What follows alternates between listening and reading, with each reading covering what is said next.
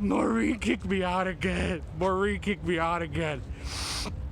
She said I'm no good for nothing, and I guess I did crash your car and total it, but these things happen. So I'm gonna do my best to do the sponsor for you today, but I gotta call you back after this. Skillshare is an online learning community with thousands of online classes and participants, members across 150 different countries, and you could inspire the next step of your creative journey. It's great for entrepreneurs and creatives looking to expand their skill set. I did Plant that Home, Uplift Your Spirit in Space with Christopher Griffin. They led me through the whole process of how you pick house plants and how you keep them alive and what you're supposed to do and how it affects your space positively. And I was thinking before Mo kicked me out I might do one of those, but now I gotta look for something else about some kind of how to make it up to your sweetheart class or something. I totaled the car. And the reason I checked out the Skillshare is because I heard great things about it, and I hope I get a lot of enrichment. Call me back, Todd, okay? The next 1,000 people to use the link will get a free month of Skillshare.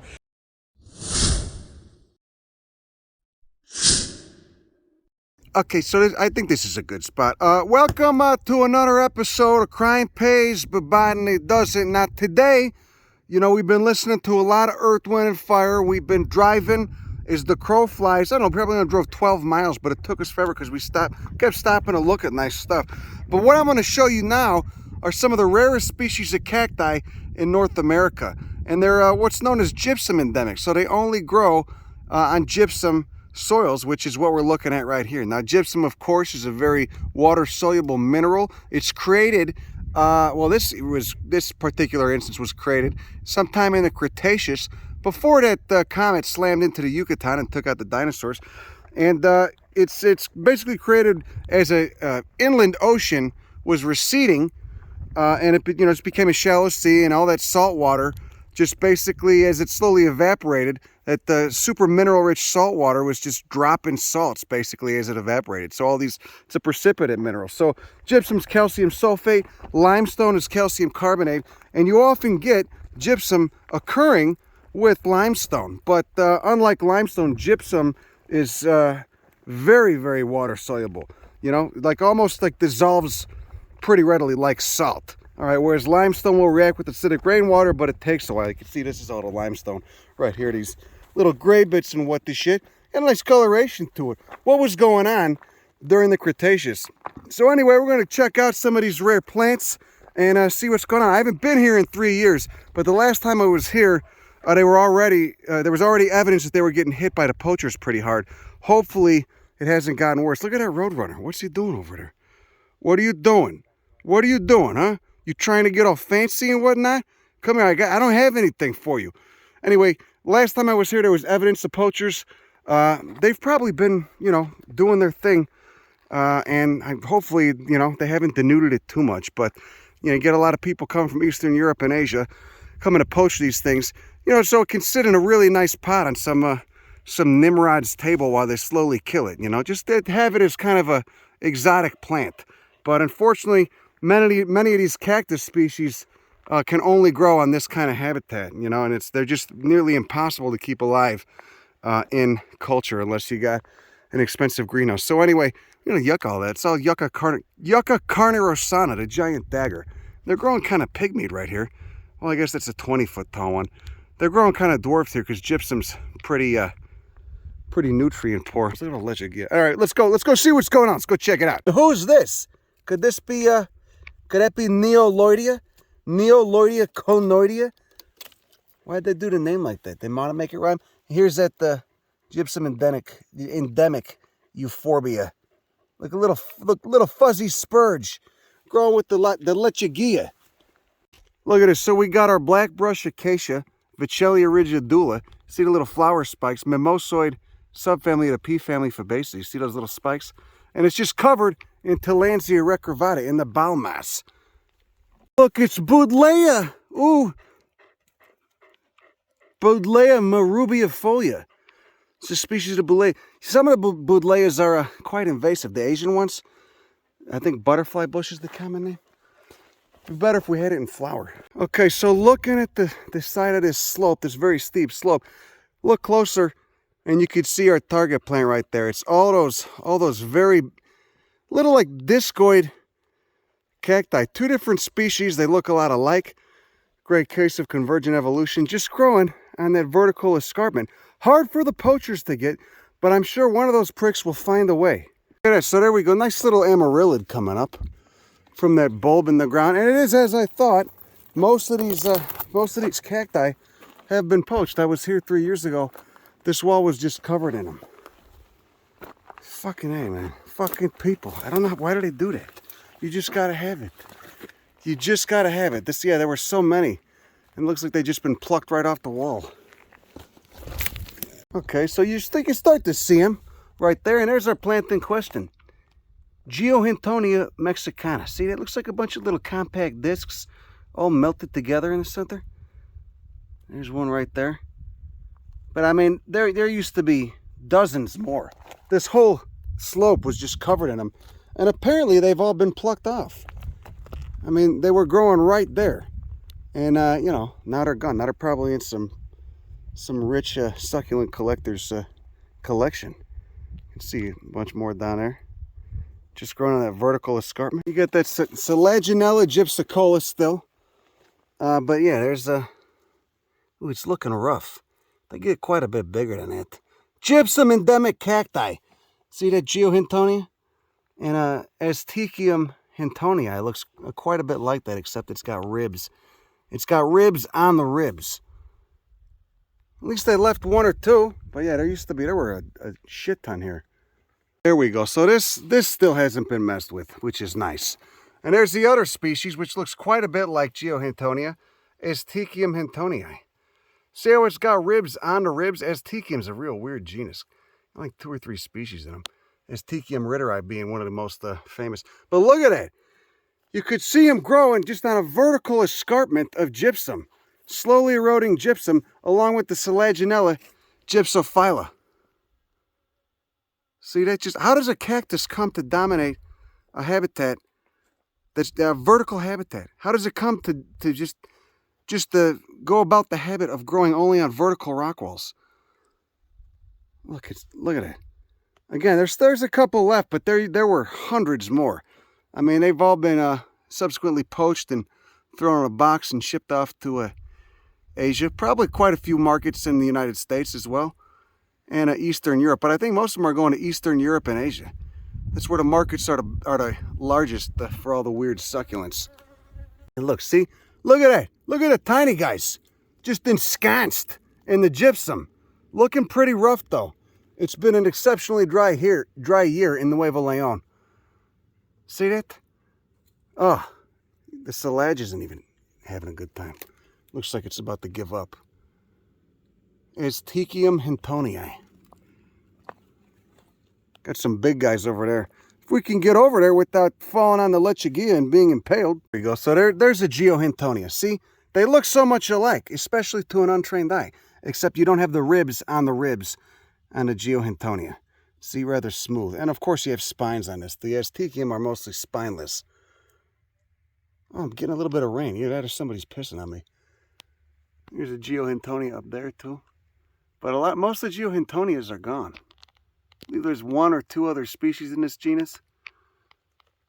But you could see how when you can grow on a vertical rock wall of a very toxic, salty substrate, you can outcompete a lot of other plants that might otherwise overtake you.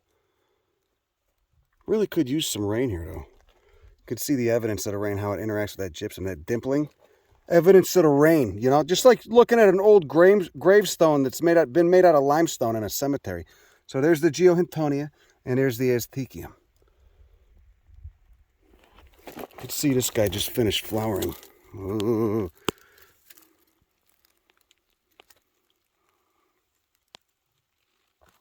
Do you love gypsum now? Do you have a newfound respect for the gypsum?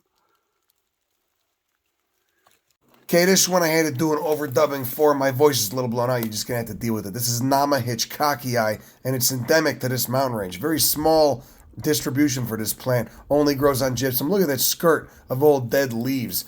Okay, one of quite a few species in the genus Nama. This one is a shrub. Most are not shrubs. You also got Nama carnosa, which is another gypsum endemic that grows on the Texas-New Mexico border. Anyway, great genus and great species. Pretty rare. That's not so bad. I only got stabbed by, I don't know, 6 or 7 lichigillas getting down here. Yeah. Why is Geohintonia getting poached more than the Aztekiums? Why, that maybe you feel sensitive about that. Why do the poachers they don't want the Aztekiums? Why is that? Because they're harder to grow? I don't think any of that factors into it, though. Look at this. Look at how it fell off years ago, and it just continued to grow. Yeah, I've only seen like two of the Geohintonias. You get down here.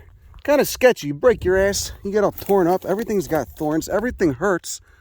And oh, look, there's an old shell of one that I rode away. The Hecti is nice too. That'll rip you right open.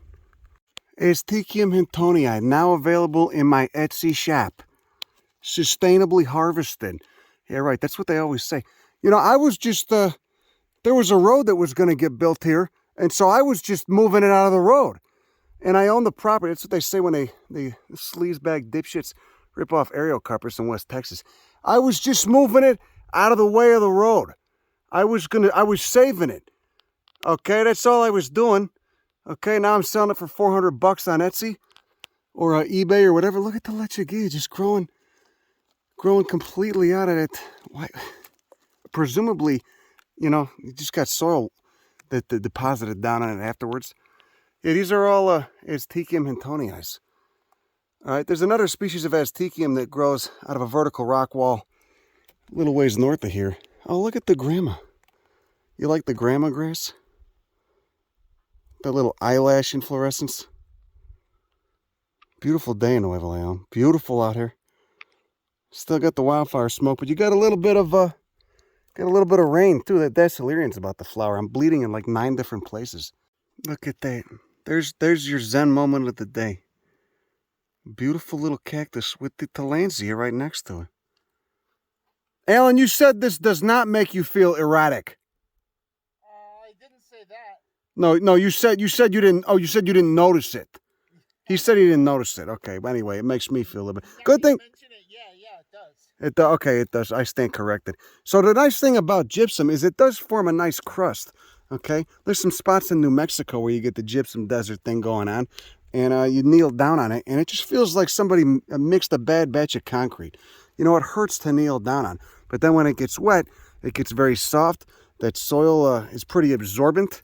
It absorbs the rainwater like a wick, and so you get all these weird textural things too. Just mechanical issues with the gypsum. So it may not even be a chemical thing. It might just be the properties of gypsum and how it interacts with water, how it retains water, etc. So look at all this. See these little crusts. These are very important for the seedlings germinating. These little lichens and what this shit, lichens and cyanobacteria.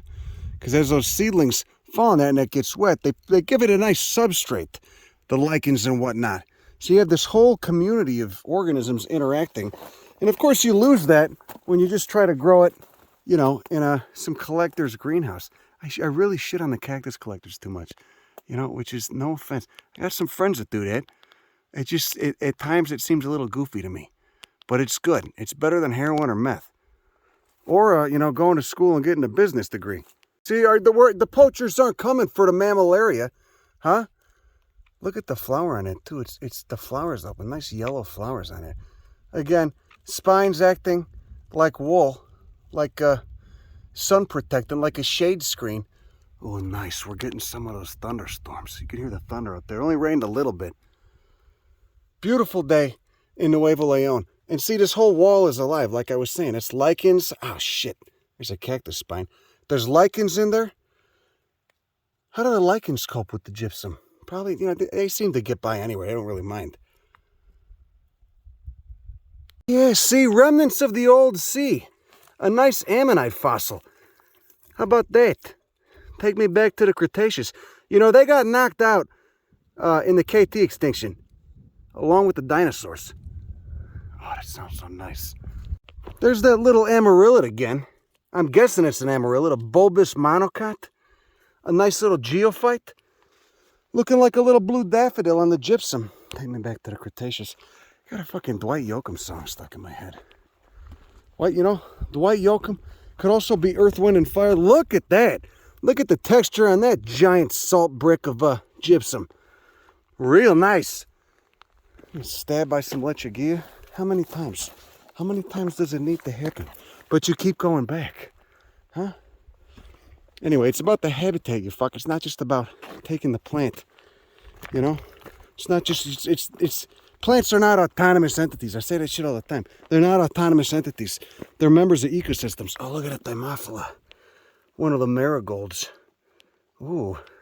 Tagidi tribe. Woolly leaves. Adaptation to the full exposure of the full exposure caused by the nutrient poor soils of the gypsum.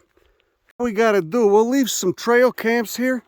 Alan was just suggesting this. We'll leave some trail camps here and get some nice shots of the poachers. You can leave it where you would park your car.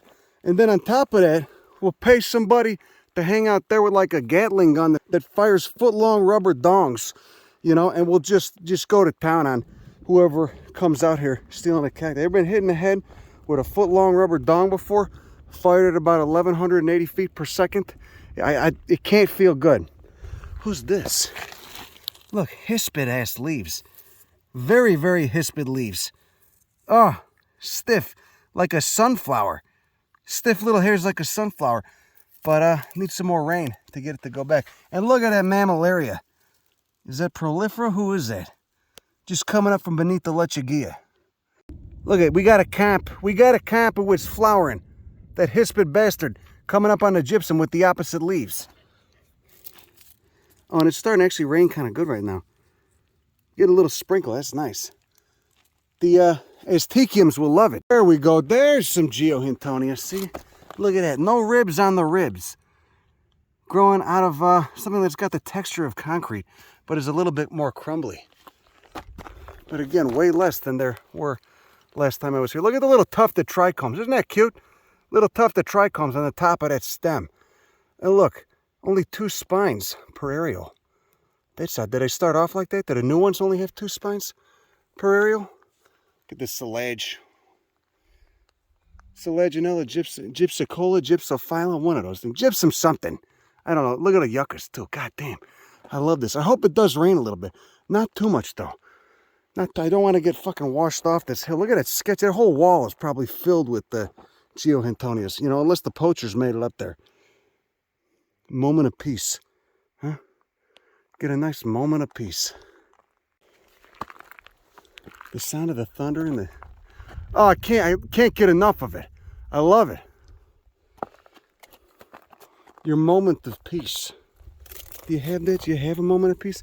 Oh, here's the spent inflorescence from that, what I thought was an amaryllis. From an old one, that little blue-leaved monocot, that geophyte that's been popping up everywhere. See if I can find some to show you. Well, you've seen them earlier. Look at a capsule, though. 3-carpelled capsule. That could be diagnostic, too. Got to get money shots of that old inflorescence as well. I guess it could be... It's asparagales, for sure. It could also be... a member of the Agaveaceae, you know. We'll see. See how they do that? It just like... It forms a little crust around the cactus. And again, look, you got the whole hillside is kind of eroding. How old is that? You think 5, 10 years? They grow extremely slowly. Look, you can see these are all just little seedlings that popped off from the fruits of this guy. From that Asteraceae. Okay, you guys don't mind me just showing you repeated shots of the same 2 species of cacti, do you? I mean, they're such enigmatic plants. It's worth it. Look at Geohintonia. Look, those, how wrinkled the stem is. That's how you can tell. That cactus needs water. It needs some water, and the rain we're getting is probably not even going to soak in. And then, of course, there's the Asteraceae. I really hope this is around. Oh, look, here's a multi-headed one. Really hope these plants are still here in 50 years. But the way the Anthropocene's going with climate change, you know, fucking up the weather patterns and making drier areas drier and wet areas wetter. And especially the increased poaching pressure from some of the schmucks that come out here, and I guess they just want money. I guess they want money, but they probably have a little bit of an innate fascination with these too. I don't know how their fucking brain works. That's a good question. You know? Look at that. How old is that? How old is that Geohintonia? Look, it's like, what are we doing? Maybe an inch? 2.54 centimeters to an inch? Remember someone asked me, why did you get inches tattooed? Fucking, tell me you've never left the United States without telling me you've never left the United States. It's about an inch, a little bit bigger than an inch wide. Probably 5 or 6 years old, at least. And look at that guy. Just slowly being swallowed by the gypsum. He don't mind, though. Do him some good. It'll do him some good. Anything to limit the exposure to that harsh Chihuahua desert sun. God. Never get tired of seeing these guys. So, you know, a running theme with Crime Pays is that you got to look at the bigger picture, which is exactly what the poachers aren't doing. They just, you know, short-sighted, myopic, fucking primate thinking. But you got to look at the bigger picture. How long ago did these things evolve? How long have they been here? How long has this habitat been like this? How long have you had these outcrops of bare gypsum? How long has this area been a desert? Quite a few million years, probably. You know, I mean, there's such a greater context when admiring these plants and everything. It's just about seeing them in the habitat, because that habitat gives you the context. Two great tastes that taste great together. Look, somebody's nibbling on you. Who's nibbling on you? Better than being hit by a poacher, I guess, huh? And then you got that really weird euphorb too. That fuzzy euphorb. Ooh, a fuzzy spurge. Member of the poinsettia family. See those cyathea?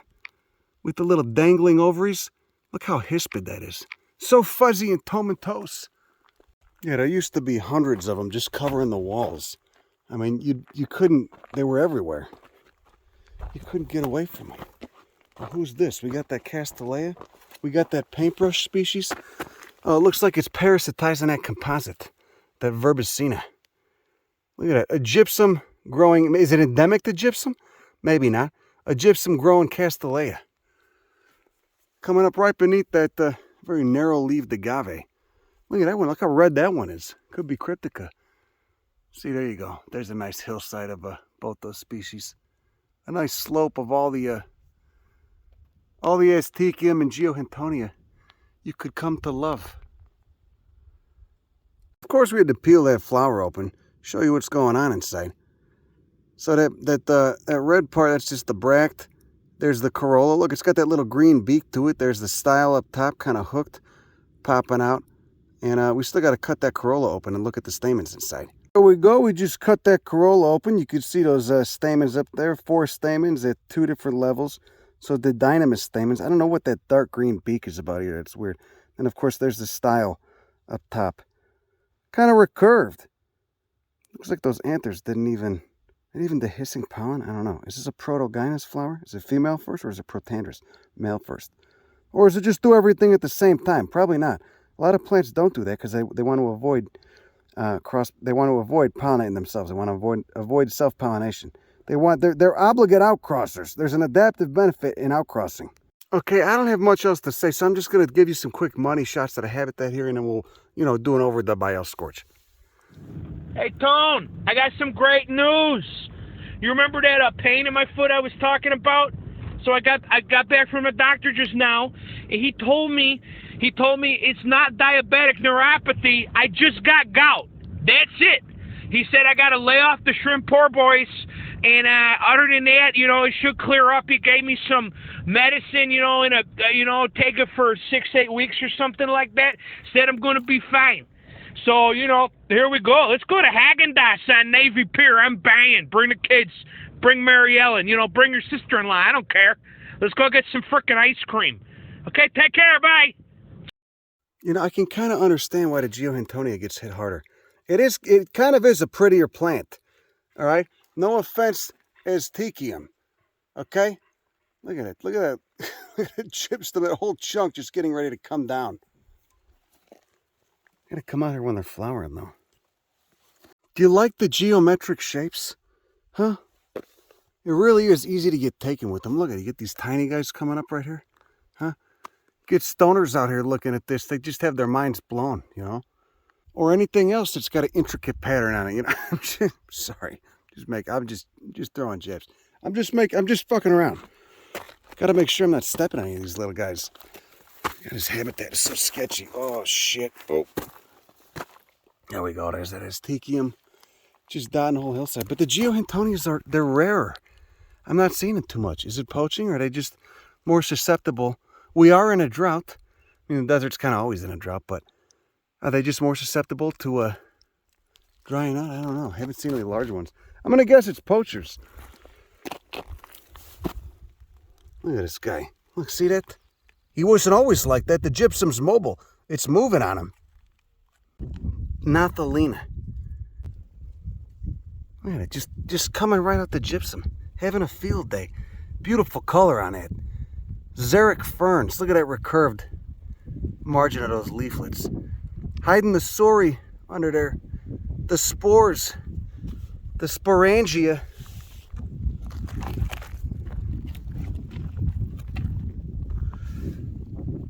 Ah, Louis, you're being very patient. Thank you. Being so patient. Look at this guy.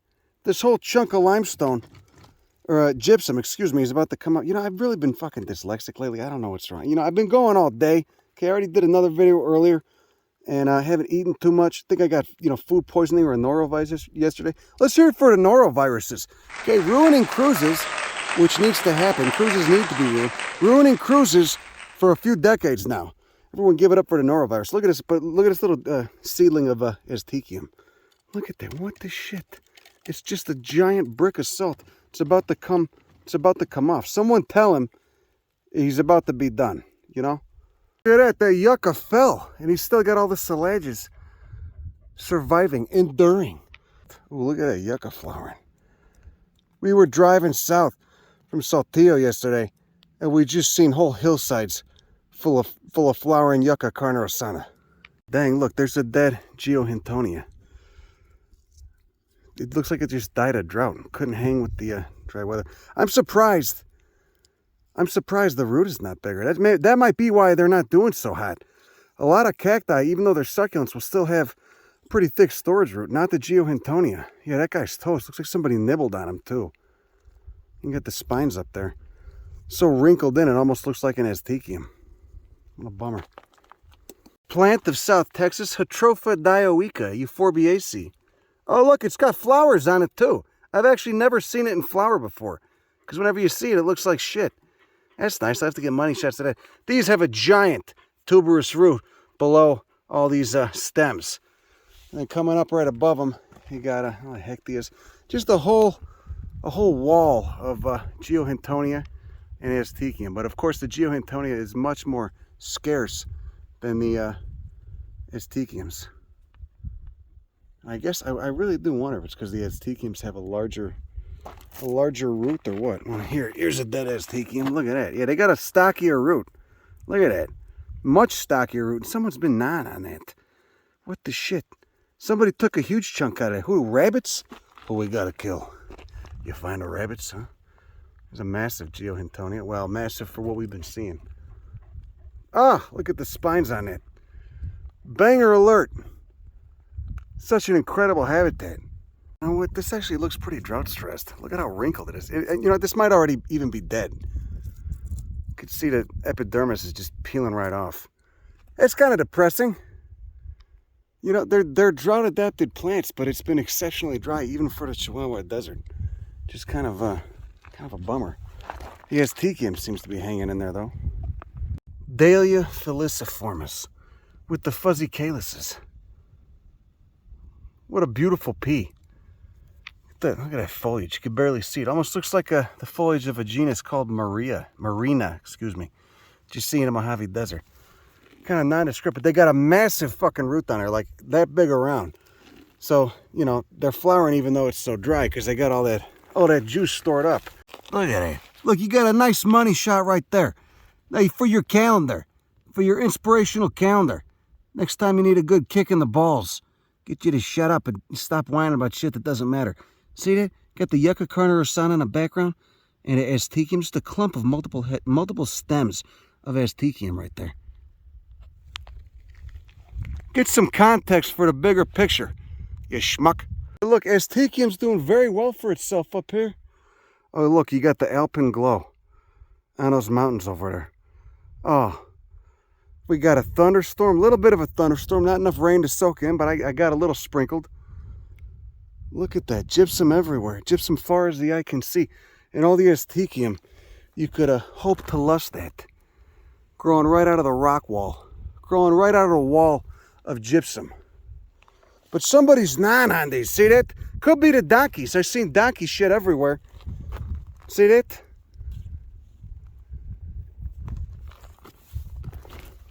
And that goddamn fern. Look at that wonderful fern.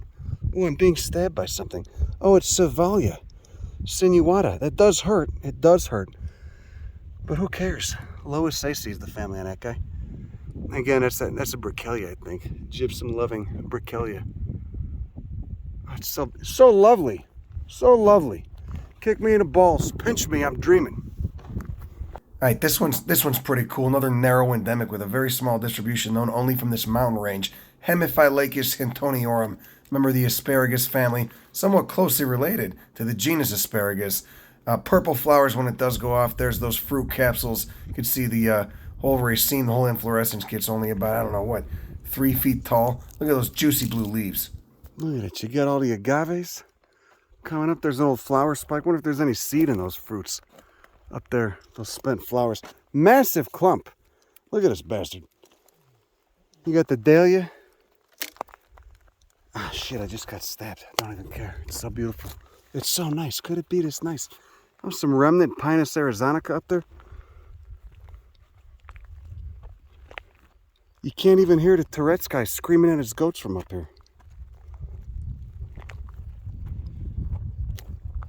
Let's hope it's still around in a few decades. A piece like no other to drown out the cacophony of stupid shit that you encounter in modern society.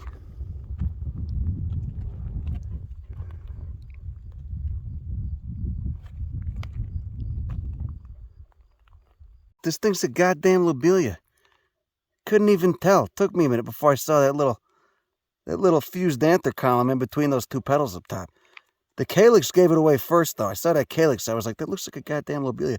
There's that tiny little basal rosette leaves coming up right next to that fern. Look, it's a gypsum endemic polygala, a member of the Polygalaceae, orders Phobales. They tend to look a lot like pea flowers, but quite different. They still got those wing petals, though. Pardon my hands. I haven't applied any lotion today. You can see those imbricate, lanceolate leaves, and there's a tiny purple flower, barely 5 millimeters across.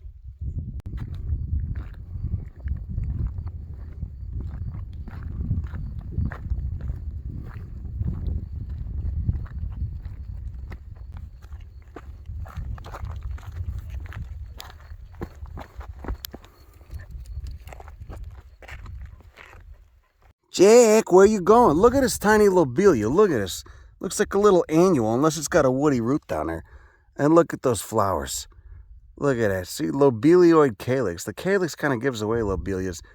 And then, look at that. Three petals fused into a labium, a lower lip on the bottom. And those 2 petals up top. And there's that purple pollen presenter with the fused anther column. Coming up on the gypsum. Huh? Growing out of gypsum, and it feels like someone mixed a bad batch of concrete. God, it's fucking brutal to kneel on. Look at that little basal rosetta leaves. I do love a lobelia. Got a couple cauline leaves too, a couple leaves along the stem. Let's get a nice money shot of that flower again. Oh, look at that. Look at that. What pollinates this, you think, huh? Seeds are probably incredibly tiny, as most lobelia seeds tend to be. Look at this. Look at this. You get the green lichen everywhere. Look at it, growing right on the gypsum. What's going on there? Huh? Somebody get Carrie Knutson out here. Actually, my friend Alejandro probably knows what this is. You know, he's from Nuevo Leon, but he's studying in Canada right now. This shit's he doing up there. Why'd you go to Alberta, huh? Why you want to do that? Why you gonna do that? There's that lobelia, Alan. See, I was telling you, you didn't get a money shot of that, did you? No. And you got, look. Is it too late? Lichens holding everything together. No, you got time. We got all the time in the world to come down. You got lichens holding everything together, man. Lichens and bryophytes. What do you think of that, Jack, huh? Look at this. Never growing on flat ground. Always growing on a gypsum step or a gypsum rock wall or a little slope. You believe some schmuck wants to take this, just poach all these, put them in a box and send them to somebody to slowly kill. They're so specified to this kind of habitat, they're really hard to keep alive in cultivation. Oh, the rain is making the desert smell so nice. It smells so nice. I wish I could share the smell with you through the phone. That way you wouldn't have to smell your own bad gas and cheese curls or whatever the shit you're eating. Look, you got the alpenglow. It's golden hour on top of the gypsum mountain.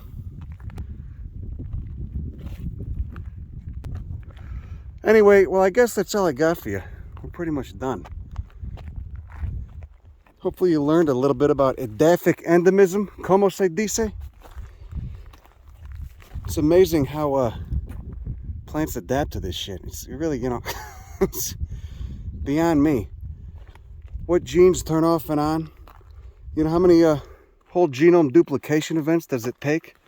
How many of these plants are polyploid? They got multiple copies of the chromosomes. Nice.